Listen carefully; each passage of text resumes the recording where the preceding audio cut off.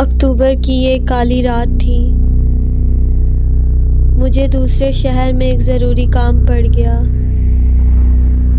जिसकी वजह से मुझे रात को ही निकलना पड़ा। रात काफ़ी ज़्यादा गहरी हो चुकी थी। हर तरफ खूब अंधेरा था।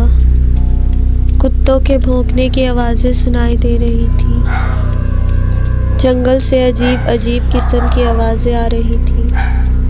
इन खौफनाक आवाज़ों की वजह से मेरे जिस्म में डर सा पैदा हो रहा था।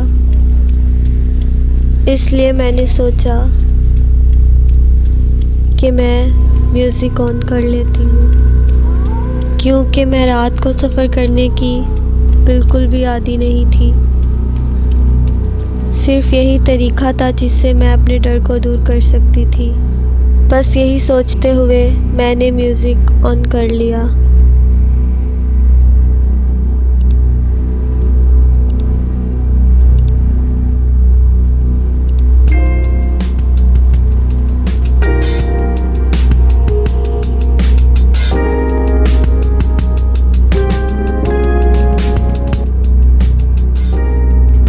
अब मुझे डर कम सा लगने लगा था। जैसे तैसे कर मैं होटल पहुंच गई।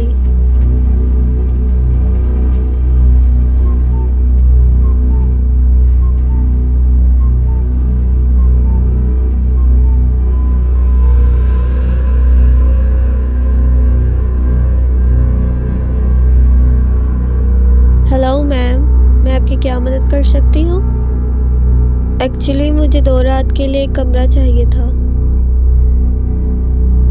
ओके मैम, मैं भी आपको चेक कर बता देती हूँ।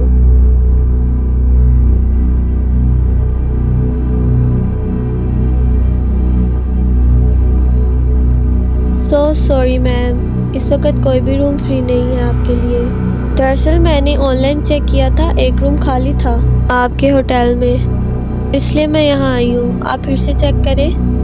जी मैम, एक कमरा हमारे होटल में फ्री है, मगर मैम उसके चार्जेस बाकी रूम से ज़्यादा हैं। इसके साथ साथ उस कमरे के बारे में कुछ प्रॉब्लम्स भी हैं। चार्जेस की आप टेंशन ना लें, मगर प्रॉब्लम्स कैसी हैं, क्या आप मुझे इस बारे में थोड़ा बता सकती हैं ताकि मैं देखूं? जी मैम, वो दरअसल जो कमरा फ्री है ना, उसके साथ वाले कमरे में थोड़ी अजीब सी घटनाएं हुई हैं। वहाँ से अजीब किस्म की आवाज़ें आती हैं और कुछ भी नहीं। आवाज़ों की टेंशन ना लें, आप बस मुझे बताएं। मेरे रूम में तो कोई मसला नहीं ना है? नो मैम, आपका रूम बिल्कुल ठीक है। अगर आपका कोई मसला नहीं है तो फिर मैं आपको कीज़ दे देती हूँ, आप अपने रूम में जा सकती हैं। Oh okay, thank you so much. मुझे आवाज़ों से फ़र्क नहीं पड़ता था, इसलिए मैंने बिना कुछ कहे वो कमरा ले लिया था।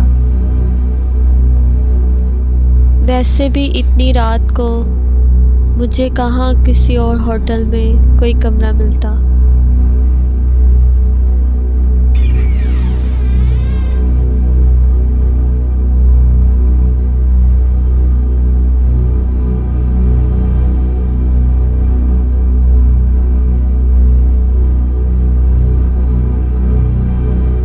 जब मैं अपना कमरा देख रही थी, मुझे साथ वाले कमरे से अजीब सी आवाज़ें सुनाई दी। ऐसे लग रहा था कि जैसे कोई रो रहा हो। मैं चाहकर भी उसे इग्नोर ना कर पाई, ये जानने के लिए कि आखिर इस कमरे से ये अजीब आवाज़ें क्यों आ रही हैं। मैंने बिना सोचे समझे की होल से झांकना शुरू कर दिया। मुझे एक पुराने कमरे के सिवा कुछ भी दिखाई नहीं दे रहा था।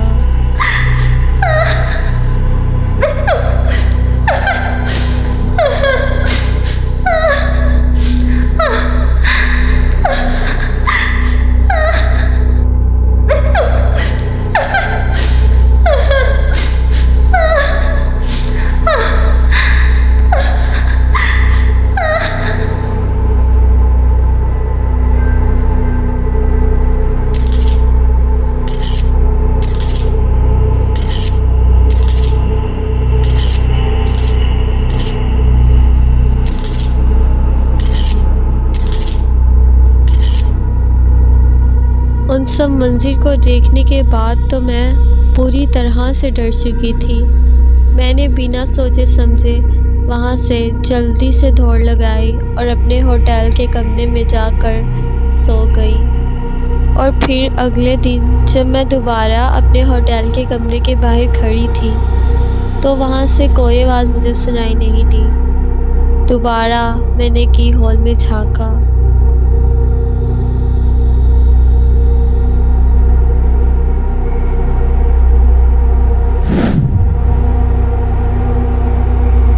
अचानक मेरी आंखों के सामने एक लाल रंग का बोर्ड आ गया।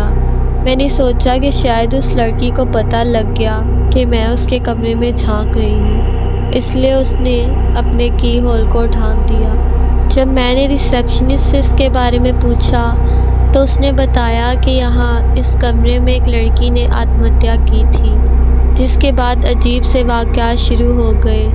जिन लोगों ने भी उसे देखा है वो कहते हैं कि उसका पूरा जिस्म सफ़ेद है सिवाय उसकी आँखों के, जो पूरी तरह से लाल हैं। ये सुनकर तो मैं बुरी तरह से डर चुकी थी।